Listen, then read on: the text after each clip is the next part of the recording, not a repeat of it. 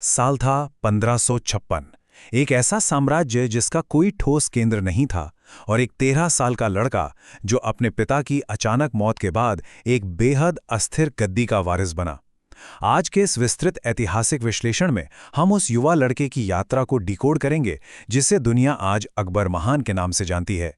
हुमायूं की मृत्यु के बाद एक बिखरे हुए राज्य को आखिर कैसे एक विशाल और सुरक्षित ताकत में बदल दिया गया, ये कहानी सच में रोंगटे खड़े कर देने वाली है। तो आइए गहराई से समझते हैं कि ये सब कैसे संभव हुआ। इस पूरे सफर को, इस जटिल इतिहास को आसानी से समझने के लिए हम इसे 5 छोटे और दिलचस्प हिस्सों में बांटेंगे। पहला, कांटों का ताज। फिर संरक्षकों से मुक्ति। उसके बाद सामाजिक और धार्मिक नीतियां। चौथा, सांस्कृतिक और बौद्धिक युग। और आखिर में साम्राज्य का प्रशासनिक ढांचा। तो चलिए बिना देरी के शुरू करते हैं। तो हमारा पहला भाग है एक, कांटों का ताज, एक बेहद कठिन शुरुआत। जरा उस वक्त की स्थिति की कल्पना कीजिए। जनवरी 1556 में अचानक हुमायूं की मौत हो जाती है। खजाना बिल्कुल खाली था, दुश्मन चारों तरफ से हावी हो रहे थे और साम्राज्य का भविष्य एकदम अंधकार में था। उस समय युवा अकबर पंजाब में थे। हालात इतने खराब थे कि दिल्ली लौटने तक का समय नहीं मिला। बस फरवरी 1556 में पंजाब के कलानौर गांव में ईंटों का एक चबूतरा बनाया गया और उसी साधारण से सिंहासन पर उनका राज्याभिषेक कर दिया गया। और फिर उसी साल नवंबर में मुगलों का पूरा भविष्य तय करने वाला पानीपत का दूसरा ऐतिहासिक युद्ध लड़ा गया। अब पानीपत के इस दूसरे युद्ध का समीकरण सच में चौंकाने वाला था। एक तरफ हेमू की विशाल और खूंखार सेना खड़ी थी जिसमें 500 युद्ध हाथी शामिल थे। हेमू खुद अपने सबसे खतरनाक हाथी हवाई पर सवार होकर लीड कर रहे थे।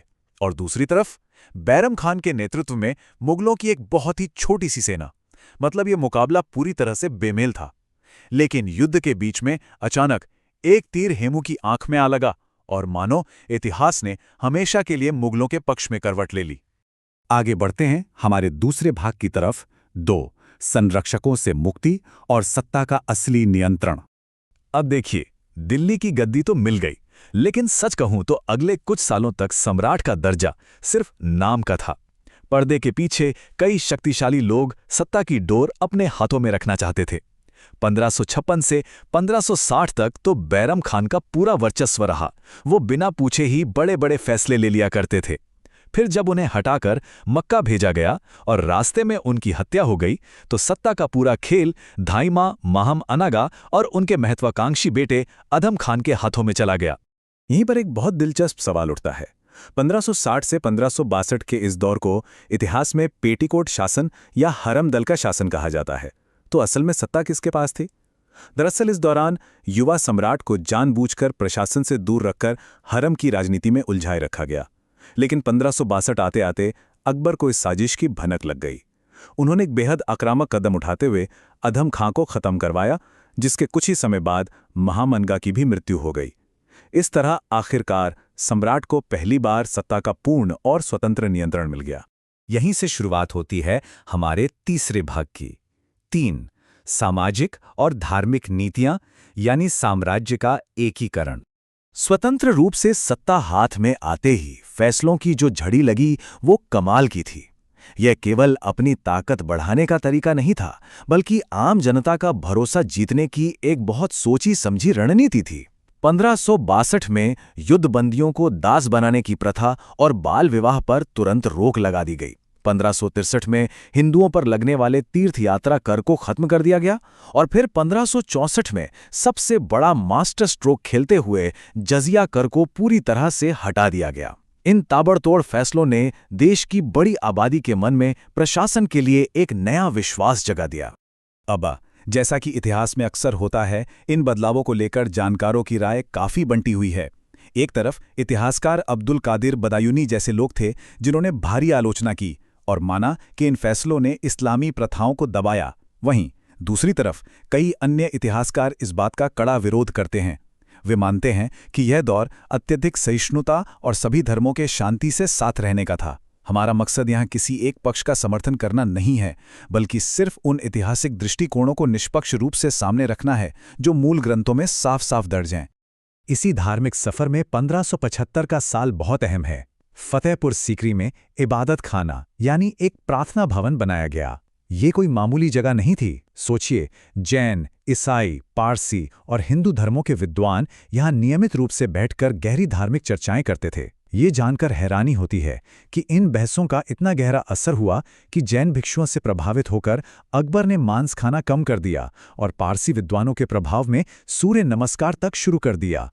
इन लंबे चर्चाओं और सभी धर्मों को करीब से समझने का नतीजा क्या निकला? 1582 में दीन-ए-इलाही नाम के एक नए आध्यात्मिक मार्ग की शुरुआत। लेकिन यहाँ एक बहुत ही चौंकाने वाला फैक्ट है। इस नए मार्ग को सिर्फ 19 लोगों ने अपनाया था। जी हां, सिर्फ 19, जिनमें बीरबल एकमात्र हिंदू थे। सुलह-ए-कुल यानी शांति और सद्भाव के सिद्धांत पर आधारित होने के बावजूद ये विचार कभी भी आम जनता के बीच उस तरह से फैल नहीं पाया। खैर, अब हम आते हैं अपने चौथे भाग पर, 4 सांस्कृतिक और बौद्धिक युग। यहाँ इतिहास का एक बड़ा ही दिलचस्प विरोधाभास देखने को मिलता है। जो सम्राट खुद कभी औपचारिक रूप से स्कूल नहीं गया, कोई खास पढ़ाई लिखाई नहीं कर सका, वही इंसान आगे चलकर मकतब खाना यानी अनुवाद विभाग के जरिए ज्ञान और साहित्य का सबसे बड़ा संरक्षक बन गया। भारतीय संस्कृति को दुनिया तक पहुंचाने की एक होड़ सी लग गई। महाभारत का फारसी में रज़्मनामा के नाम से अनुवाद हुआ। अबुल फजल ने पंचतंत्र को अनवर-ए-सुहेली में बदला। रामायण और अथर्ववेद का भी फारसी में अनुवाद किया गया। ये सब इसलिए ताकि भारत का ये प्राचीन ज्ञान मध्य एशिया और उसके बाहर तक पहुंच सके। और अब इस विश्लेषण के आखिरी और 5वें भाग की ओर चलते हैं। 5 साम्राज्य का प्रशासनिक ढांचा, जो इस विशाल साम्राज्य की असली रीढ़ था। इस पूरे सिस्टम को बांध कर रखने का काम किया 1575 में शुरू हुई मनसबदारी प्रथा ने। मंगोलिया से प्रेरित इस कमाल की व्यवस्था में अधिकारियों को 2 रैंक दी जाती थी, जात और सवार।